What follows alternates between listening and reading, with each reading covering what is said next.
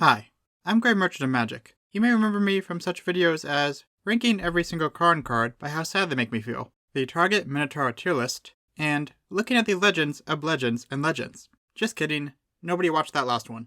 But statistically, you're most likely to know me from I went through every single Mark Rosewater maybe to see how many came true. If you watched that video, you might recall that I swore a blood oath to make a sequel if it did well. And it did. Big thanks to everyone who watched it and shared it, especially Mark Rosewater himself, who shouted it out on both Twitter and Blogatog.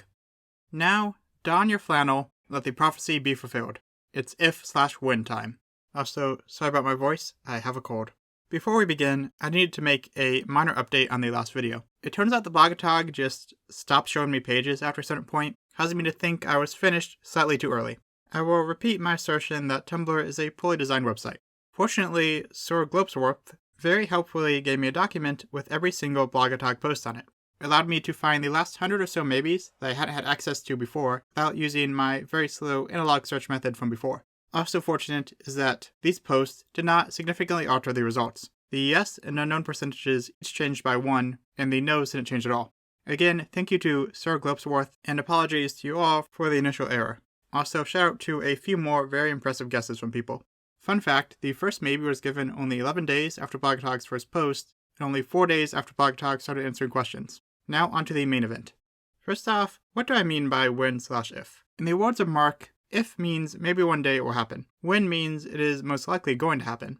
When and if responses also have more specific wording sometimes. I believe that these degrees of confidence can be separated into 4 categories each. Firstly, we have the especially strong when or if. These use qualifiers like big, major, giant, or definitely. Next, we have the standard, unadorned when or if. Then we have the weaker whens and ifs that have descriptors like little, minor, or small. Finally, we have more if than when and more when than if.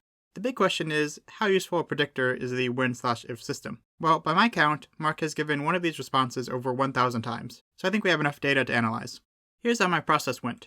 Using my new document, I went through each response and noted both the type and whether or not it came true. I know that a few people have done this online before, but their lists are either out of date or otherwise incomplete, so I decided to start from scratch. I used the same yes, no, unknown system as last time. Yes ones came true, no ones, within the parameters set by the question, did not, and unknown ones are still in the air. However, unlike with the maybes, not a single when or if has ever definitively not come true. For this reason, I'm not going to mention the no section later on, since it's always 0%.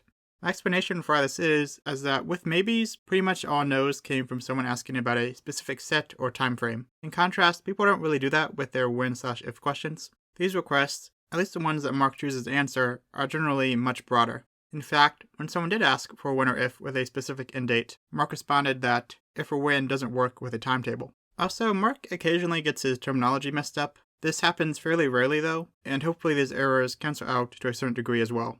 Otherwise, I followed the same guidelines as last time. I'm only looking at Blogatog, jail questions were ignored, playtest cards don't satisfy asks since they aren't legal anywhere, and Acorn cards only count if the ask was specifically about them. I looked at posts up to January 9th. While this was less time consuming than last time, it was still a pretty big project. 1,000 posts are a lot to examine, and that's just the ones I checked that got a when/if response. Liking, commenting, subscribing, and sharing all greatly help to make this endeavor worth it. Thank you. Now, in order of supposed likelihood, the results. There have been 102 strong ifs.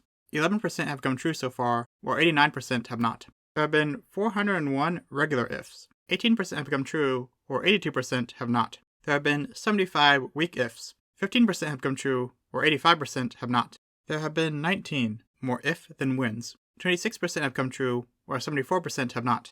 There have been 81 more wins than ifs. 26% have come true, while 74% have not. There have been 98 weak wins. 30% have come true, while 70% have not. There have been 233 regular wins. 57% have come true, while 43% have not. There have been 65 strong wins. 68% have come true, while 32% have not. If you combine all ifs, there have been 597. 17% have come true, or 83% have not. If you combine all wins, there have been 477. 47% have come true, while 53% have not. So, at the most basic level, the system works. The majority of wins and strong wins have come true, and wins in general have been fulfilled much more often than ifs in general. But let's go beyond the surface level. As you go down the table, the likelihood of the scenario coming true generally increases, as you would expect. However, there are two exceptions. Firstly, regular ifs have actually come true a greater percentage of the time than little/minor/small ifs. Secondly, more if than when, and more when than if responses have actually come true at exactly the same rate. Another interesting fact is that a number of strong ifs have come true, since Mark Never Say Never Rosewater generally uses it to mean as unlikely as possible without technically being 100% ruled out. It just goes to show you that over time, new possibilities arise. Newer developments like Modern Horizons and Secret Layer have provided an avenue for ideas that would otherwise be very difficult to implement. It's also interesting to see Mark's views on the possibility of something changing over time. As an especially relevant example, questions about a Kamigawa return got increasingly positive over time. On the other hand, faith in a Wild West plane has apparently diminished. Also, Mark definitely gives if to things he knows are about to happen sometimes. It's like the storm scale, in the sense that general likelihood is unaffected by his knowledge of specific future events. For example, he gave Madness an if less than 5 months before Shadows of Innistrad came out. He also gave lower rarity Planeswalkers an if 4 months before War of the Spark came out. Finally, some responses that I find especially funny. Here we have 4 ifs in a row that ended up coming true. Here we have a post about an Age of Expiration themed block, the literal in-house nickname for Ixalan. Based on the date, this user made that guess almost immediately before or after Wizards started really working on it. Finally, here we have someone in early 2019 asking if there would be a competitive Simic deck. Yeah, I guess you could say there was. Thank you for watching. I'd love to make another one of these Blogatog deep dives one day, but I feel like I've done the most obvious 2 options. If you can think of a good one, please let me know.